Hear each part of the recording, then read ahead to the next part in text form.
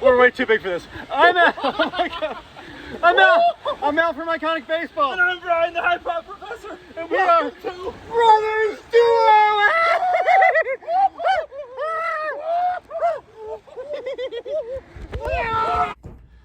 All right, and welcome everyone to our latest Brothers Duo episode. Joining with me as always, my brother Iconic Al. Great to see you in person. Absolutely, once again. And I am Brian, the High Pop Professor.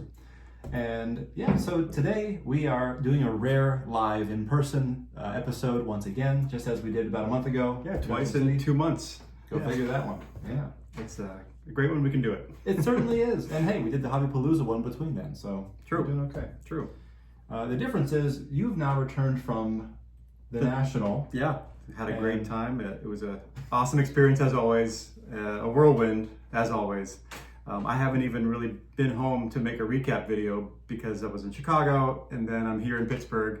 So I really haven't had the time, had to work, 3 long days between the 2 trips. So haven't really even been home to make a recap video yet. And it's kind of just as well because after the National, I ended up making a secondary pickup from a member of our community. I won't say any more than that, but most people that were at the National know what my big pickup was. But nobody else knows what my secondary pickup was. So I'm gonna make a comprehensive National recap video when I get home next week and cover all of it and show all of it. So I won't give it away here, but let's just say that I can't even imagine going into this experience that I would come out with what I came out with. So just so happy to have gotten the items that I've been able to get. Spoiler, it's epic. So this is my hometown beer, Yingling, and what, LaCroix? Yeah. Okay. Just, yeah. Cheers. For today. But yeah, my National was phenomenal and so great to see so many people from the community. So cheers to everyone that I was able to see and everyone that couldn't make it. You were missed. And so were you. Yeah, well, thank you. By the way, everyone was asking about you. Yeah, I wanted to go and really, I kind of felt the same way that Shane, Shoebox Legends, and Brett Richards, they made a video during one of their episodes talking about how, it's tough to make it there, for the travel arrangements, the cost, the expense, the time. It's a pretty big commitment, and particularly when what you are seeking is so specific and you're not very likely to see a ton of it there.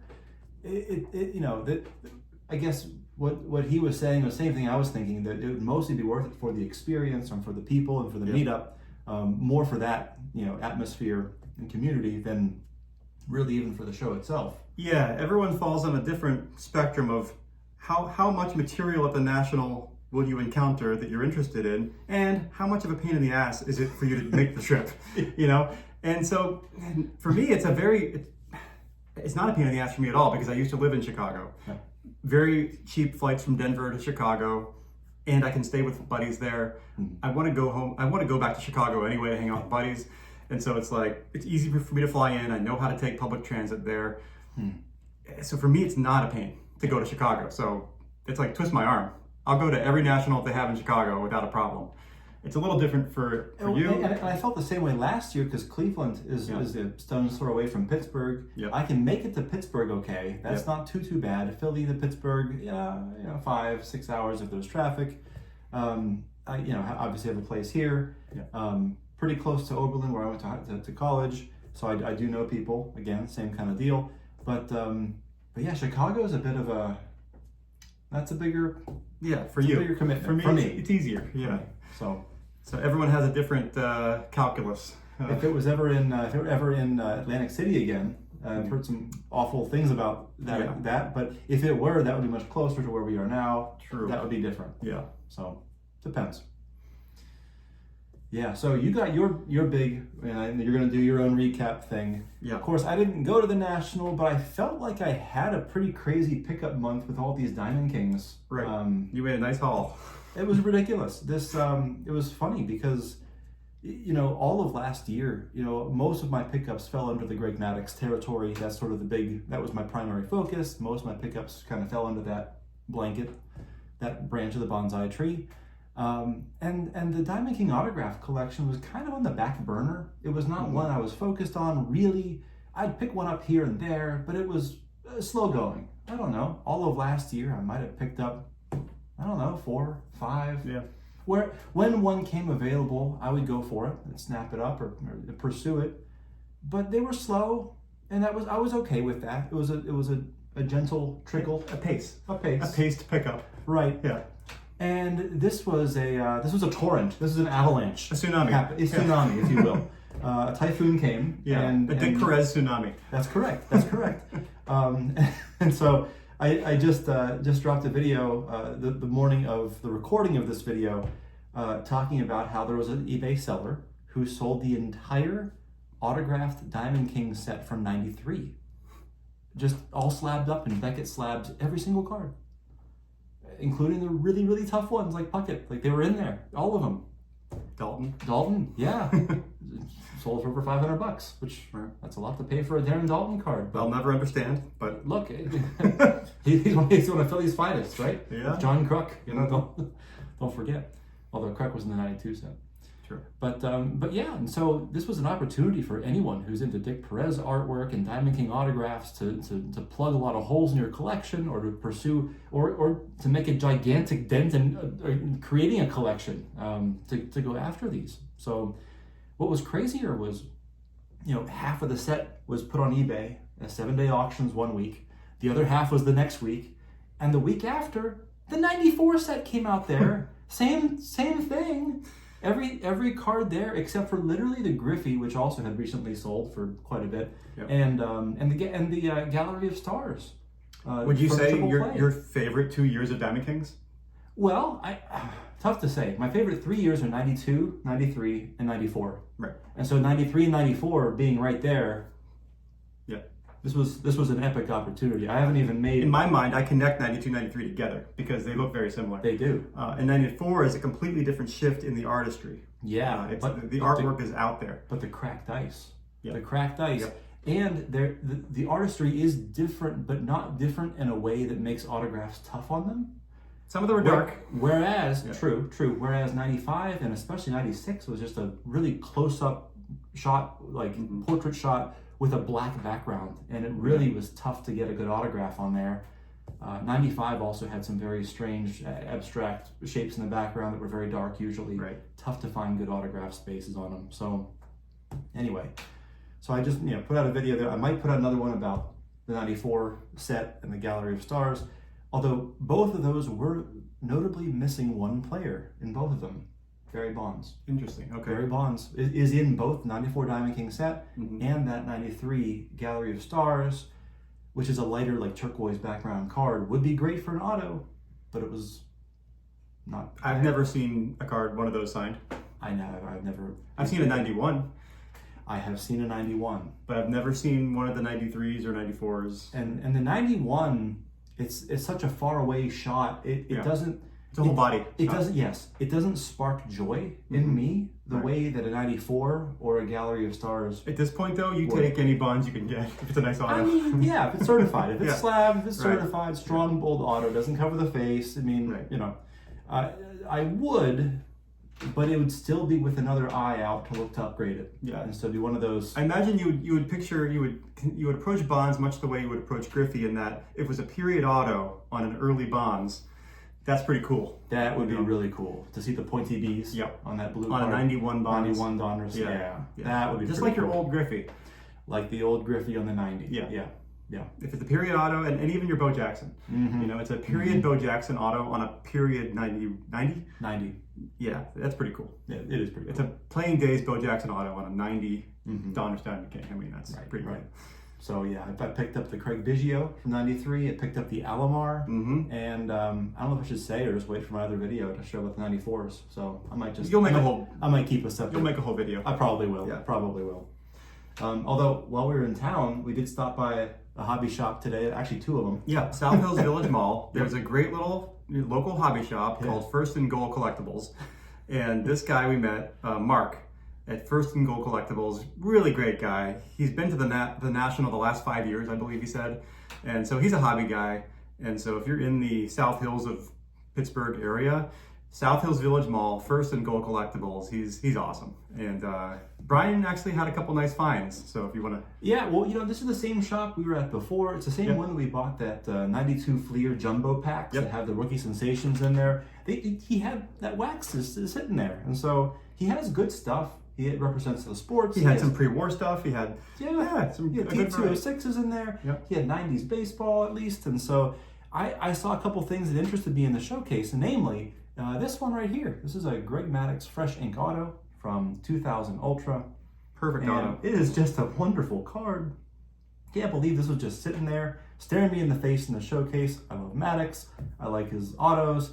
This one is hand numbered to 225 on the back. And solid card, really solid price. And the price you see on there, in fact, he threw in this one. We actually made a deal, and here's an Ichiro rookie card from 2001 Topps. And he took both of these for $100. So can't really go wrong there. I wasn't even, it was not on my radar. Is that one of the first 10 signed too? Oh yeah, 10 out of 225. So that's okay. Early in the autograph run, so before his hand got fatigued. Oh, right. So it's a beautiful. Maybe that's why it's such a good auto. Who knows? It doesn't get tired yet. Right. There you go.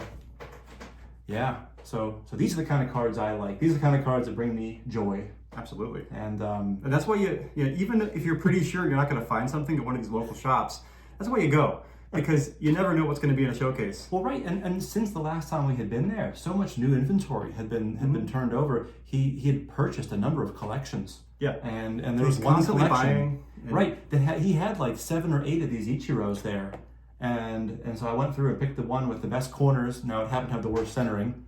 Okay, but I'm a corners guy, so sorry, Dylan. But hey, that's what pleased my eye, and. Yeah. I went for it. It was more of a throw-in card anyway compared to this. He's kind of like the man of the year here with right. His Hall of Fame induction. Yeah, that's right. That's exactly right. Well, that's great. I mean, you made a great pickup. Congratulations. I'm very happy with it. Thank you. Thank you. All right.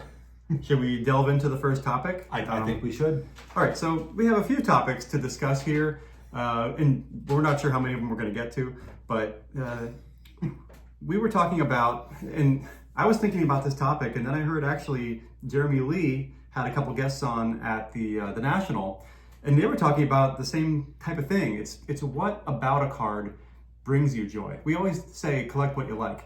It's a very common thing you hear in the hobby. Oh, collect what you like, collect what you like. And I think it's almost overused. I think that's a given. You're not going to collect what you don't like. I mean, so come on. I think what we need to start thinking about is, what do we like about a card? Why do we like it? And what are the things about a given card contribute to our joy? And how do we quantify that? And how does that help us to prioritize our pickups and maybe help us to decide what gets trimmed from the bonsai when we want to trim, or how do we prioritize our buys to contribute to the most joy possible? Mm-hmm. And so I thought about it pretty deeply. And for me, there's 4 factors that contribute to joy in a card for me. And pretty much everything falls into one of those 4 categories for me. And number 1, nostalgia, obviously, / hometown appeal. So if it's a Pirates item, that's going to carry some more hometown weight with me. If it's from the 90s, from the late 80s, a period where I was actually a kid in the hobby collecting, obviously there's nostalgia there for me. Number 2, aesthetic / eye appeal. If the overall look of the card is pleasing to me, that's going to carry some weight with me too. Number 3, historical / hobby importance. So if it's a historical player, like a Walter Johnson, that's very interesting to me, because this is a guy who was the greatest pitcher of all time. He is the true GOAT pitcher of all time. Sorry, Greg, it's not Roger Clemens. And then hobby importance. If it's an important hobby set, that's also historical to me. So if it's the 93 Finest Refractor set, that's a very iconic set in the hobby. It's important, it's historical, it matters in the hobby. And then number 4, investment / future value. So yes, I care about the value of my cards. I care about what things are worth and what they could be worth. And I track the value of my cards. I insure my collection. So it matters to me, because it matters what I pay for insurance every year on my collection. And I view my collection as a store of value. So if I'm going to pay up to a certain level for a card, I have to care what it's worth because I'm spending my hard-earned money on that piece. So I would be borderline insane if I didn't care about the value of a card that I was spending $500 to acquire. I don't have that kind of money to be spending $500 on a card that's, worth nothing at the end of the day, that I could never redeem anything from in the future. So it's, nostalgia, aesthetics, importance, and value. For me, those are the four things, and every card in my collection ranks on a sliding scale on those four items. Some of them are a 10 in nostalgia, but like a 2 in aesthetics. Okay, so this card looks like crap, but I have a lot of nostalgia about it, and then maybe it's got some historical importance, and then it has very little investment value. But there's a score you could actually come to if you ranked every card on a scale of 1 to 10 in those four categories. You could kind of come up with a joy score or a joy quotient if you wanted to. I've actually never done this, and maybe it would be fun exercise for someone to do if they were like, maybe I need to really wean down my collection. You could actually go through and score every card in your collection. Okay, truly, how does this rank of all the things that I care about? And how would you rank every card or every item in your collection? And then maybe you could, this one scores kind of low. Maybe I can make a cut here and cut some things that were under 20 or under 15 and keep the things that are over 20. Joy score, just spitballing here, but what do you think about all this? I think it's awesome. And I'm so curious now to give you a sample card. Let's say you encountered a Dave Justice PSA 9 90 Leaf rookie. Yes, I have that card. Okay, so you're perfect. I say, so you have that card. Yes. So if you were to rank that card, it doesn't have a lot of investment value per se. No. But it has nostalgic value. It has hobby importance. I think it's aesthetics too. It does have a beautiful blue card. I have that card, 90 Leaf Justice in a 9. Okay, perfect. I spent $18 on it, I think, Yeah. $20 on it tops. So cost of grading. So I'm not in it a lot of money. Yeah. But yes, it would be a 8 out of 10 nostalgia. Oh yeah. Probably a 7 out of 10 aesthetic. Yeah. Hobby importance.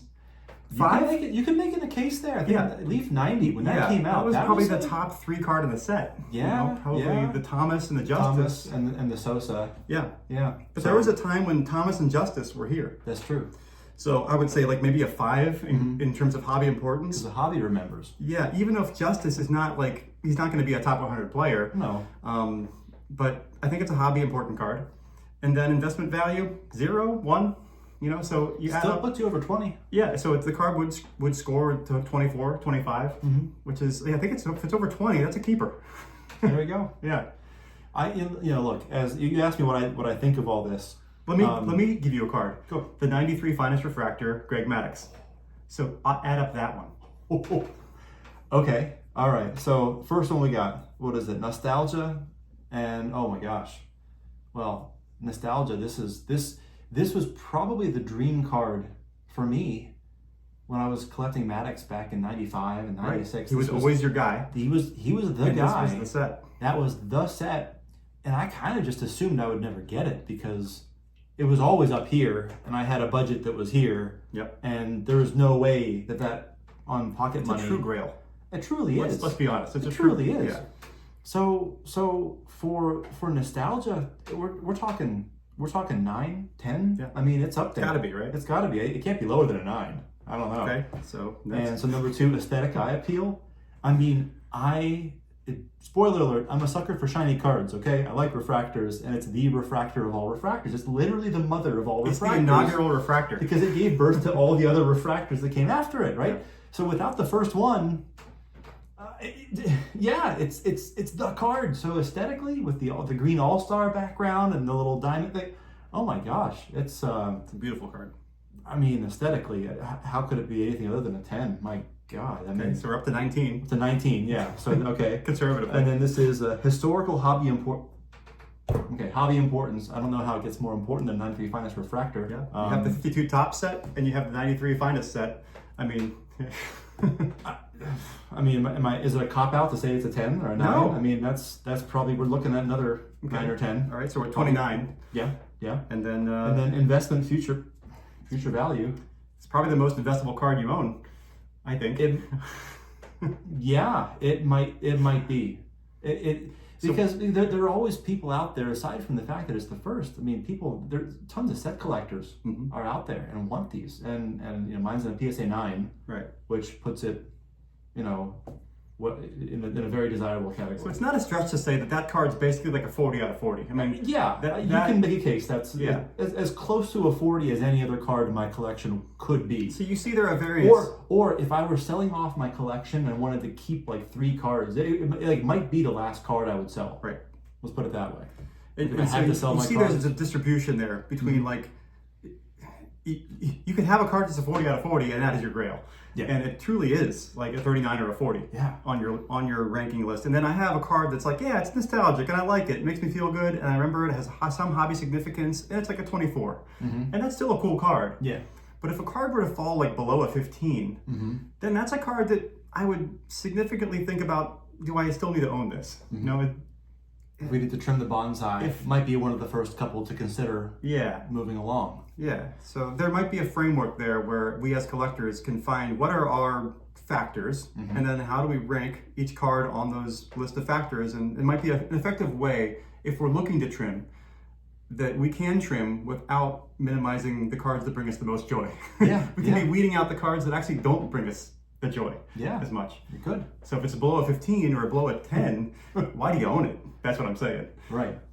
Yeah. That's a good point. I mean, even if they're completely worthless cards, 0 for investability if it's high on nostalgia. If it's at least a 10 nostalgia, then absolutely keep it. Because then it probably has some aesthetic there too. Exactly. So just between nostalgia and aesthetics, you might have an 18 or a 20. Exactly. So keep it. Absolutely. Yeah.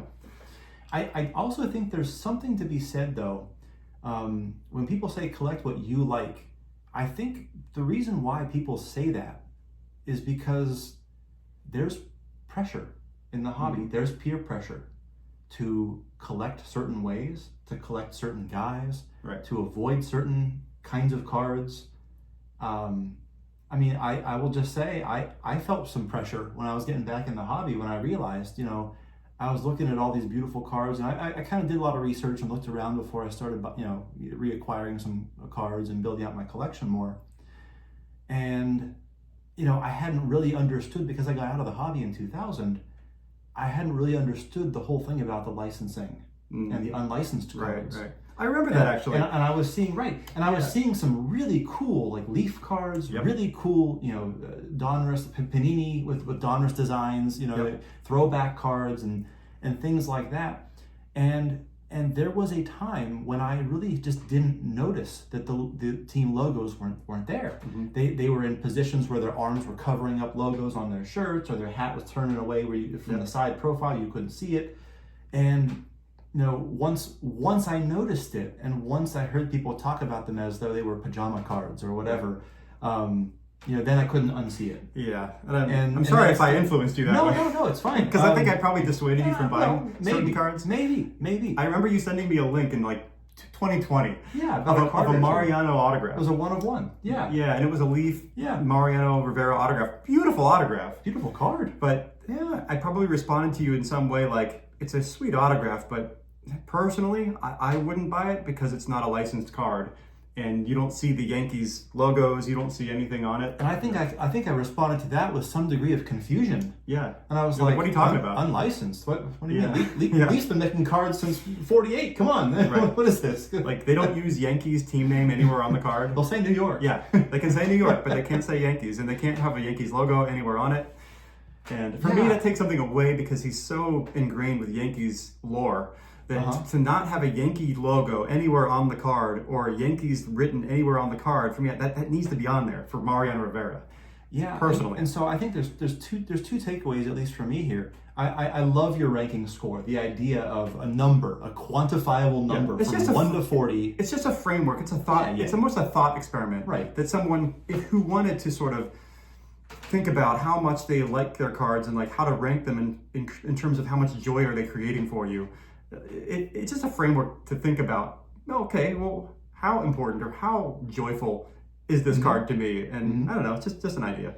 Right. And but again, to collect what you like, it's hard to do. So we have to keep telling ourselves and reminding ourselves, well, this is why. This is your collection. This is no one else's.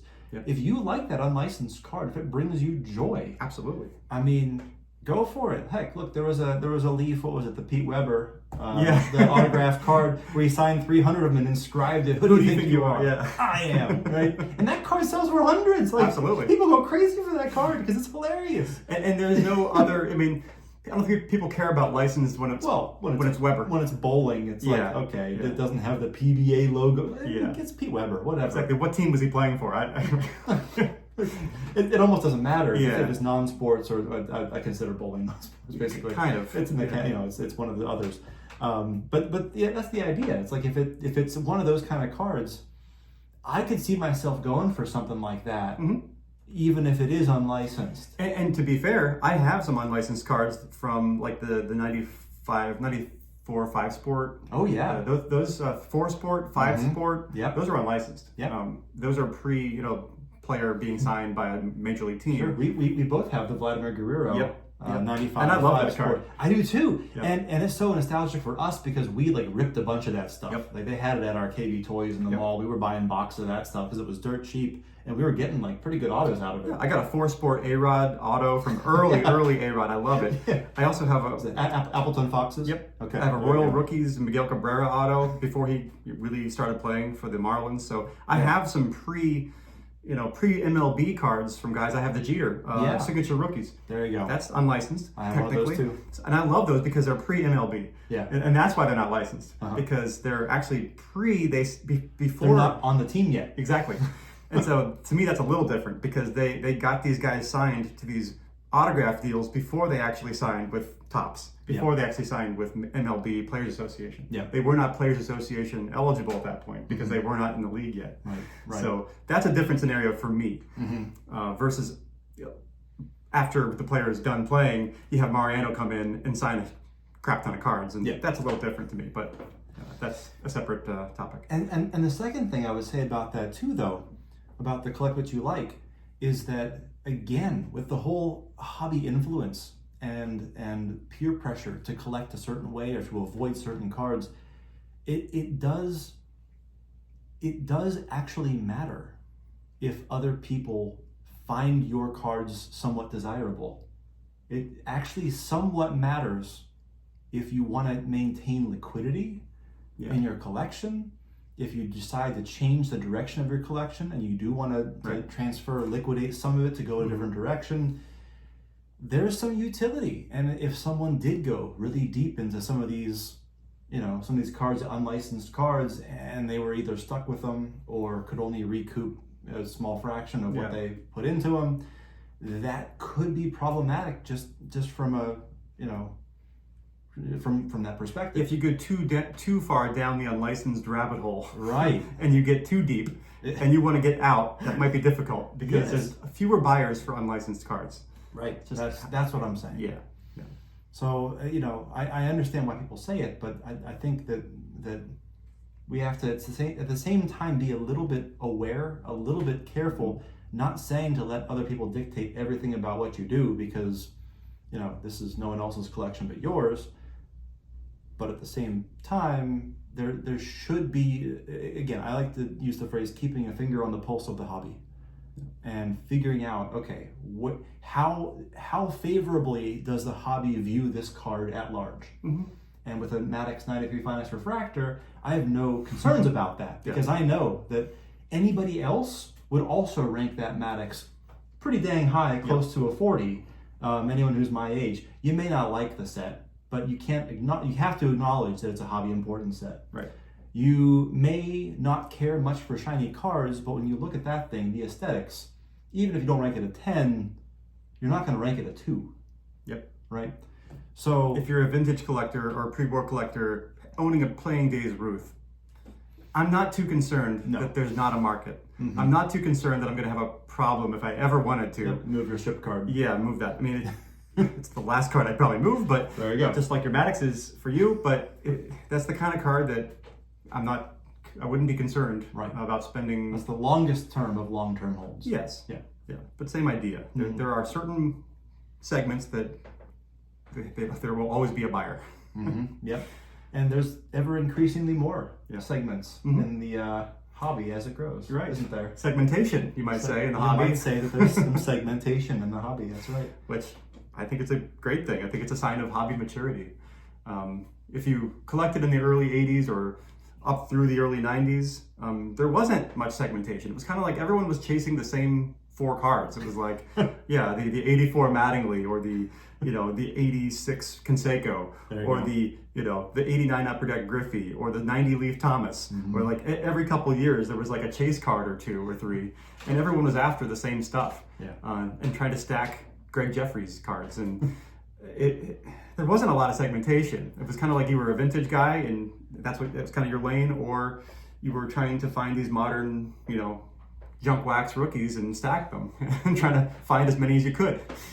And the hobby has really branched out and grown since then. Do you remember our dad ended up getting a stack of Brian Taylor 92 Topps. Yep. The draft pick cards. Yep. Remember those? And Brian Taylor never threw a pitch in the major leagues. No, he got into a bar fight, I think, Yeah. and then never made it. Yeah, I think he even had a couple Topps Golds, and those were tough. He actually had an auto. I think he had a Stadium Club. Oh, did he? He was in one of the Stadium Club Dome sets, and I think he might have had an autograph. I think he did have a certified auto somewhere in there. Yeah. There was a time when just everyone was trying to stack as many rookie cards of various players as they could. Most of them didn't actually pan out too well. Hey, they were $250 each. I remember Yeah. that was a big deal for 92 Topps because those packs were whatever 75 cents. Yeah, but the hobby bonsai has grown and branched, and now there's so many different ways to enjoy this hobby, and you don't have to occupy every branch. And in fact, it's probably good if you don't, because it's really impossible. I think Mangini talked about this on one of his episodes, how it's impossible to occupy every branch these days, and that's fine, and that's okay. Stay on the branches that bring you joy, the branches that make you happy, and I'm okay not buying into breaks. I'm okay not ripping modern wax. That's just not my branch. That's not my thing. But I don't mind if other people do. It's just not my thing. Yeah, I would respond in a very similar way. I think that as the hobby matures, there's so many ways you can go. I find going to shows to be really fun, but at the same time, I have to keep my expectations so low because what I'm looking for is so specific and so niche, and maybe even more so for you because you literally have exactly your 15 items left you're trying to acquire or whatever. And there's others that I would consider upgrading if I found the right piece. Sure. It's not just 15 items, but but I would always keep an eye out to upgrade certain things. Right. But you never know when you're at a local card shop or card show and something like that comes up. It's like you didn't think you would see anything. No, I didn't. But you never know. That's right. You weren't looking for that. No, so you just don't know what you're going to find, which is why it's there. It's kind of a treasure hunt. Yeah. But at the same time, I can go to the Filthy Show, and I'm planning to go next month, by the way, in September. That'll be my mini national, I guess. But yeah, I'm not expecting to find a whole bunch of stuff I like there. I enjoy walking anyway and seeing what's there and meeting people. Right. So that'll be fun. But it is interesting when what percentage of tables might actually have 90s baseball, right? Yeah. And so out of it's usually sprinkled in. Yeah. But then there might be a few tables that have heavy 90s. So out of 300 tables or whatever that are there, I don't know, there might be 5-6 tables that have like a dedicated showcase or two to just some really nice. And I find that's how it is with higher end autographs too. Yeah. When I go to a local Denver show, there might be like 100, 200 tables, and there might be like 3 tables that have some fire autographs. Heavy hitters, like sweet, a Ruth auto, like awesome. They have a Cobb auto and a couple high level autographs, and I'm like, whoop, nice. Let's see what they have, because you never know. Well, I think it can be kind of disconcerting to go to these shows and realize that PSA graded 600,000 sports cards last month, but then over 1 million TCG cards. Right. And so we're seeing an ever expanding contingent of this non-sport and Pokemon, and I do wonder if some of the old school collectors feel either threatened by some of this, or if they wonder, well, gosh, will all these tables, if I care about vintage, are all the number of vintage tables going to be dwindling to make room for all these Pokemon dealers that are popping up? I wonder if it'll get to a point where the shows have to kind of segment themselves, because there doesn't seem to be a lot of overlap. You know, At this point, you're but right. but there may be overlap within a family. You know, Yes. so your kids, Right. Yeah. My daughter she bought Pokemon cards today. and She that's did. why I struggle to say, oh, we should keep Pokemon out of sports card shows. No, I don't think that, because if you and your daughter Miriam wanted to go to a show together, you could bring her to a card show. She would have things to look at. You would have things to look at. And it's sort of a nice generational experience where she's going to have things that interest her. You're going to have things that interest you. And how can that be bad? You know? I still think, though, you're right. And also, if you polled everyone who went to the National, would you be in favor of having a separate Pokemon room? Yes, that I'd be in favor for. Yes. Okay. So they can be in the same event. They can be in the same venue. They can even be in the same ballroom. But if you want to have a Pokemon wing, But or something. I will caveat that to say, if Pokemon ever became more of the National than sports, then it probably should be its own event, because this is a National Sports Collectors Convention. Agreed. And Pokemon is non-sports by definition. Yeah. And so if we're ever to a point where Pokemon outnumbered sports cards, then it kind of should be its own thing. Well, that's kind of the canary in the coal mine here with PSA being so Right. big. That's sort of one of the things that ties all this together. It's like even PSA, Professional Sports Yeah, authenticator. Authenticator, right? Sports is actually in the name, yet what are they doing? They're authenticating, they're grading these cards that are, well, Pokemon or Yu-Gi-Oh! Or Magic the Gathering or whatever. I'm not saying they shouldn't, but That's what the market wants right now. if they're doing 2-to-1 Yeah. Pokemon TCG versus all sports combined, not just baseball, all sports. Yeah. Where does that, I mean, they're not going to turn down business. No, and they shouldn't. So, well, what's fascinating is, talking about this, I recently saw that in the series of shows around the Philly area, there is one coming up that I'm going to be going to with Miriam, and it is a TCG only show. Ah, okay. It is no sports allowed Nice. in this one. And so that'll be fun for me to go to, because I'm going to have zero Yeah. expectation. Right. Nothing. I'm just there for her, to support her. She wants to go to some trading events. She loves to go to these trading events. And I saw this show has like a designated trading corner and a bunch of tables that are like designated for that exactly. That'll be Madhouse. And so it will be a madhouse, and I'm there for it. It's fine. Yeah. Let's do this. But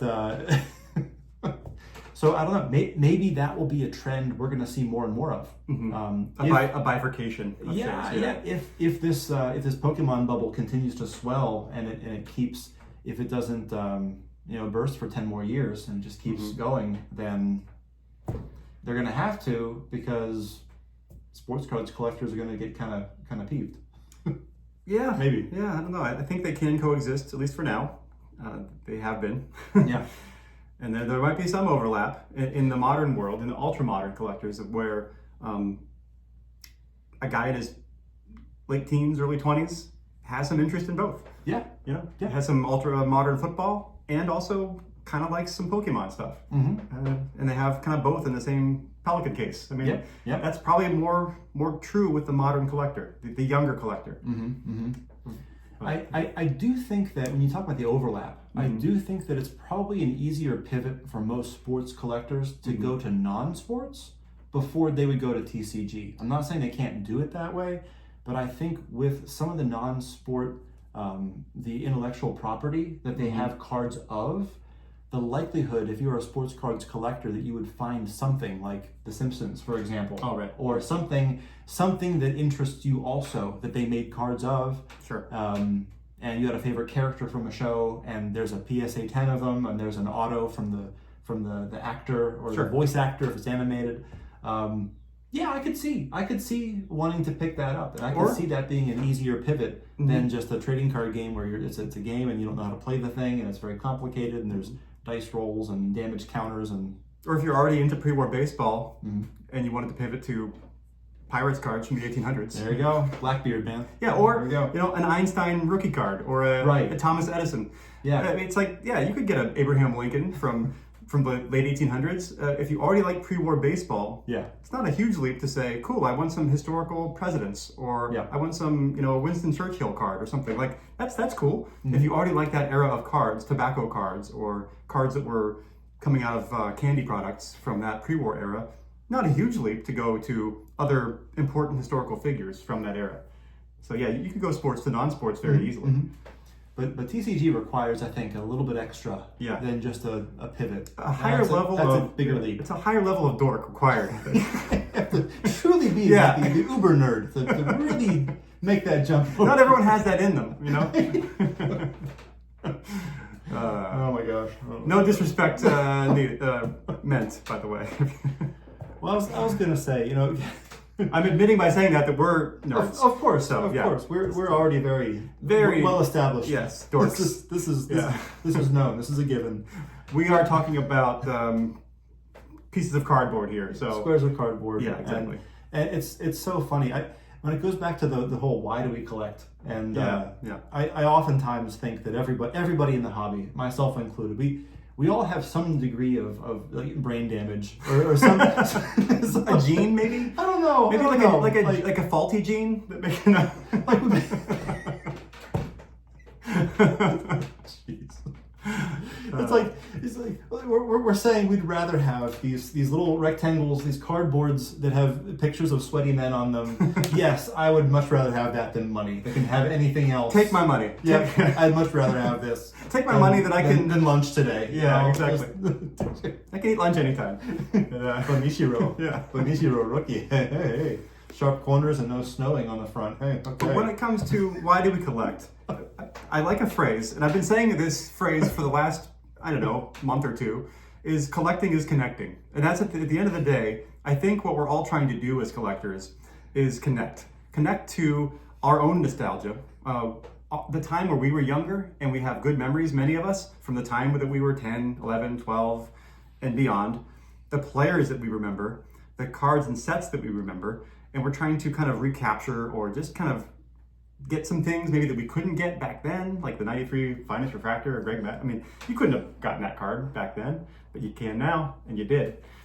So that's personal kind of nostalgia for each individual about your childhood. That's connecting to your own childhood. That's right. The other way that I take collecting is connecting is to history itself, or the history of the hobby.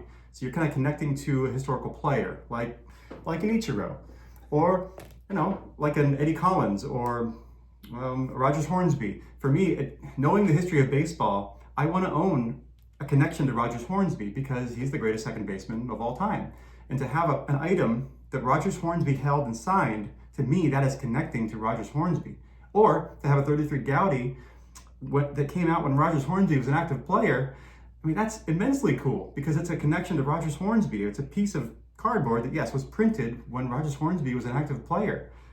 That's immensely cool. So I want a couple pieces of these guys, even if they don't spark personal nostalgia to me. I never saw Rogers Hornsby play, but as a baseball historian, I respect what Rogers Hornsby was and the kind of player he was. And I want a connection to that. And so that is collecting is connecting. So you're connecting to that history, that baseball lore. And then the third piece of connecting is collecting is actually to a community. It's like this YouTube community, it's connecting to your own family. It is. It's a connection to my father and my brother, and also this great community on YouTube. So your collecting is connecting you to those people that you see through the YouTube verse and also in person at card shows, national. So you connect to so much by what you collect. So collecting is connecting. How do you feel about that phrase? I love it. Great. I love it. It summed it up very very eloquently. Thank you. I don't. I'll do my best. Yeah, no. I mean, you really nailed it. Knocked it out of the park there. Yeah, that's exactly right. Connecting to my own past. Now, as a player collector, yeah, do you think differently about collecting as connecting? Because you collect differently than I do. I'm a 100 player collector. Yeah. You are a 1 or 2, 3 player collector. Mm-hmm. How do you augur that as a collecting is connecting, or you're more just focused? Yeah, I mean, I am focused. It's true. Or to Dick Perez. Yeah. Okay. Well, a few branches. Of the bonsai, yeah. Not a ton of them, but mostly it's Maddox, and mostly it's '90s stuff, and mostly it's Diamond King autos. Do you find that the art on Diamond Kings is a deeper connection to that player because you actually Yes. connect to the artwork itself? Yes.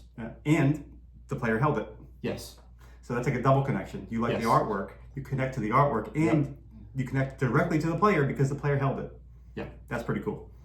I mean, I've always thought that the Diamond Kings cards, especially 92 to 94, those cards, to And that me, is nostalgia yes, because those came out when you were about 10 or close-ish. 8 or whatever. Yeah. But yeah, the point is, every one of those cards, basically, to me, it's like looking at a museum portrait gallery. I mean, they are so well done. The artwork is incredible. The designs are nostalgic for me. They're of the very best superstar players that were active at the time. And especially 92, 93 looked like they were just meant to be signed. They're beautiful. Because the Yeah. backgrounds are a very sort of muted, solid color, where they're portraits that sort of pop. Yeah. And there's usually a nice space where an autograph could go, and it could look like it meant to be there. And we like congruence and uniformity when we're collecting, and that's what Yeah. Diamond Kings give you. It's kind of Yes. a congruence, a consistency, a uniformity. They are all portraits. Mm-hmm. You don't see a Diamond King. I guess you do a few. Occasionally. When they zoom out, you see the whole body, but mostly they're portraits. Mostly they're And closer up. The same artist did them all, Yeah. generally. Mm-hmm. So that gives you a good congruence through line Yes. throughout that whole. It ties it all together. Yeah. And that same thread that ties it together enables me to get into vintage players because Right. with 82 and 83 being the first years of Diamond Kings, I get to collect cards and autographs of Tom Seaver, Carl Yastrzemski, Reggie Jackson. Musial. I get all, Musial, George Brett. I mean, I get all these guys in there that, well, not Musial. Well, with the puzzle card. you Yeah. know, that's right. The puzzle cards. Sure. It's even better. I think the Warren Spawn was also a similar. Yeah, Spawn's in. I have it. Yeah. So I get to get into these vintage, superstar guys, these legends. Yep. And without deviating from my 80s, 90s lane. Yeah. So that's super special to me. I mean, Hank Aaron puzzle card, you Right. know. You found a way Auto. to get into a Dick Perez Hank Aaron card Yeah. signed by Hank Aaron. You did it. There we go. Yep. Couldn't be happier. So yeah, it connects to my past because these are the cards and the sets that I was looking at and buying packs of and putting in my binder and putting pages of here's my Don Mattingly page and I'm gonna put these cards in and here's my Juan Gonzalez page and I'm put in these. And I think it also matters that we actually were autograph seekers when we were young. When you were in high school, middle There you school, go. Yep. that you would look at a Diamond King and be like, yeah, that'd be awesome to have signed, but yeah, right. Yes. Like, because we knew how hard it was to go to the ballpark and actually get an autograph of a notable player, and all the things that could go wrong with that. The player is probably not going to sign. If he does sign, maybe the autograph doesn't turn out too well. Maybe the card gets damaged in the process of going to the ballpark and having it signed and coming back. And so all the things that have to go right. Or the autograph gets streaky and beaded up because there's too much gloss on the card. Maybe the player's in a hurry and just doesn't do a great job signing it. That happens all the time. Yeah. So it's sort of probably a very fulfilling thing to you to actually get a Kirby Puckett. It's almost like a dream card, like yeah, right. And now you have it. Yeah. Yeah. To have that card that you looked at, probably like, yeah, I'm never going to get that signed. Yep. And now you do. Yeah. I'm still pinching myself. Right. But yeah, and so that's exactly right. It connects you. It does. It connects me to my own past, to my own history, to family, to you, to our dad, like you said. And I'm guessing that everyone out there that collects, think about how your collection connects you to all the things, your own nostalgia, how it connects you to baseball history or history of whatever sport you collect, how it connects you to the history of the hobby, and how it connects you to your own family and other people in the community, and how, every pickup that you make, you probably look forward to sharing that with a few people, maybe putting it on your Instagram or making a YouTube video about it. So it's like a connection to the whole community as well, not just fulfilling your own collecting, goals, but it's a connection to the entire community. And that's such a cool thing. It is, because otherwise, I mean, collecting can be such a private, individual thing. And I think we've all been there too. Oh yeah. I collected privately for 30 years Sure. before, with you guys though. Yeah, of course. But even when I got back into the hobby, but after I got back in the hobby, but before I had a YouTube channel, Yep. I was just kind of doing this on my own, just doing my own thing. I had my thoughts, but couldn't really talk to people about it because you don't lead with that. Like when you meet someone new, you're not like, "Hi, my name's Brian. I like baseball cards. What do you collect?" It's like, okay, dude. Yeah, you don't. You don't exactly lead. Especially through my young adult life. I lived in Chicago, and it's something I'd never talked about with any of my friends in Chicago. It just never came up. I kind of knew that they wouldn't be interested, so I just didn't bring it up. I just had this thing going on in the background. And it's because you didn't want to expose your brain damage. It's okay. It's okay. We get it. Right. But I also didn't know that there was a wider community out there. Exactly. I just didn't. Yeah. And it was kind of pre-YouTube, or just very in the infancy of YouTube at that point. So I didn't think to even look into YouTube channels until 2020. Pandemic, Yeah. Everything shut down. There was nothing else to do. So. Exactly. I couldn't go to my clinic to practice, in my physical therapy clinic, during that time for about 6 or 7 weeks. So that's when I kind of made a channel. I was like, oh my God, there's actually people making videos about cards, collectibles. Sweet, I could do that. Yeah, there you go. Yeah, that's fantastic. And it's funny too when you talk about the collecting and the connecting and the nostalgia piece of it too, because even though I don't collect ultra modern, I'm always aware that ultra modern is kind of the gateway into collecting in general. Always has been. And because it's exciting, it's so exciting to watch players that you care about, teams you care about, and to see them do well, and to want to connect with them, right? Mm-hmm. You make that connection, and that is establishing moments for young kids these days that they'll later be nostalgic for. Right. And so that is planting the seeds of that nostalgia that will bloom into their future bonsai trees, right, as they age, and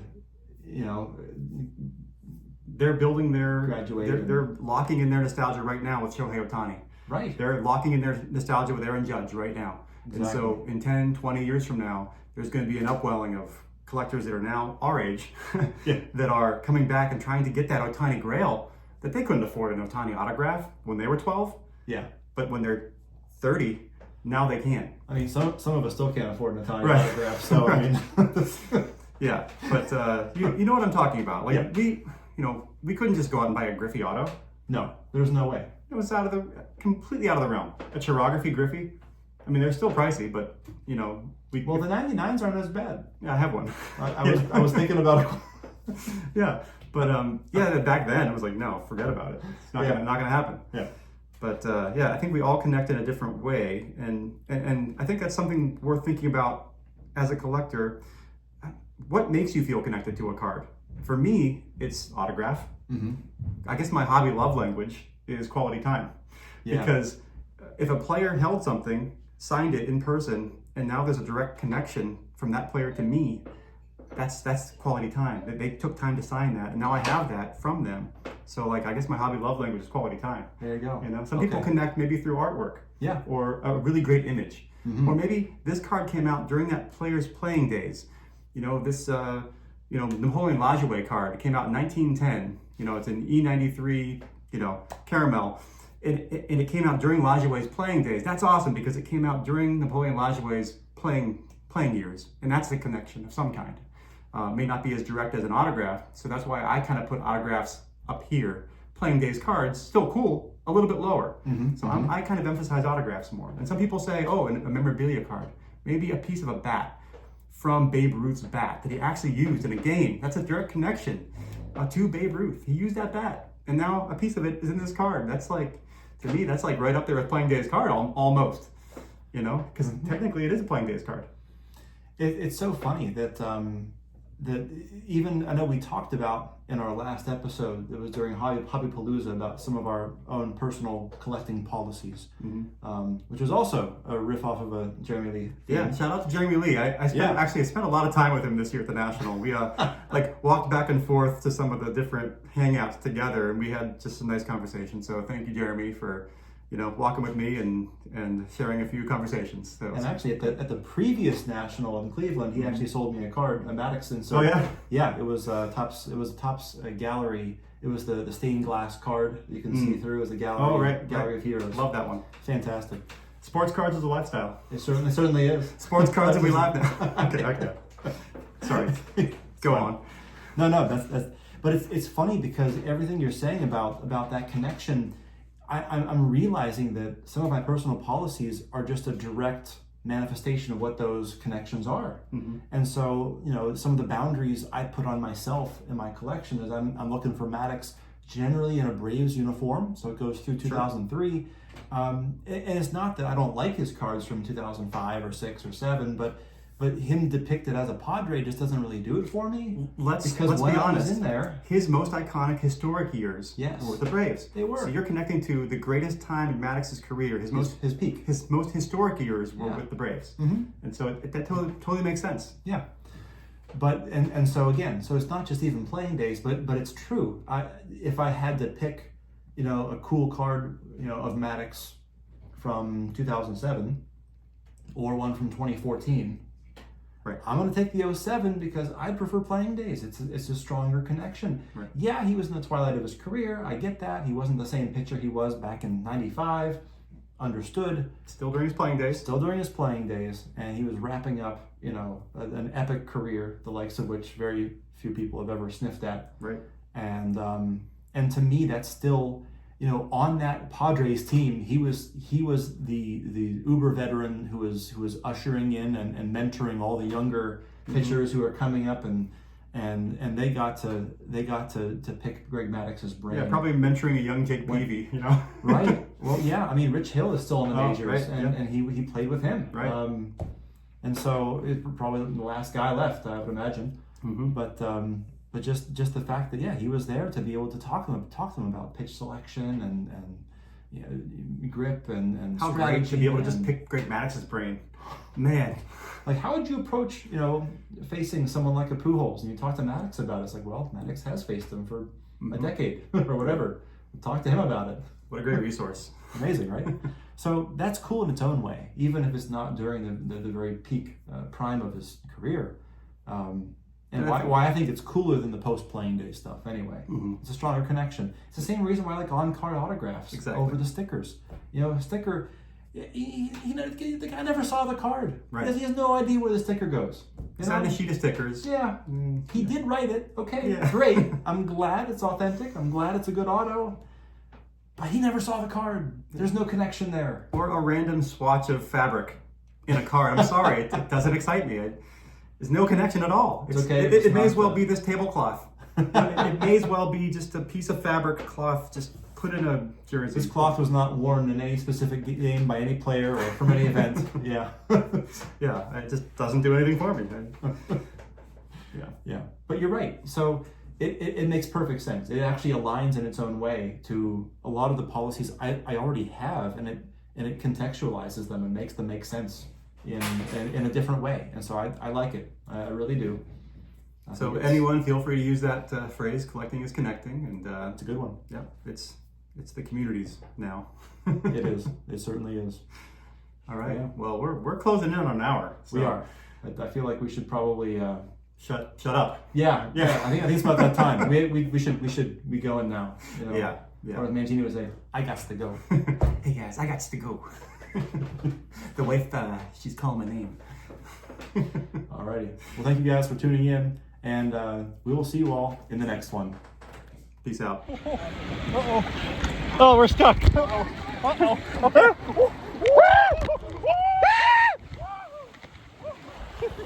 My God.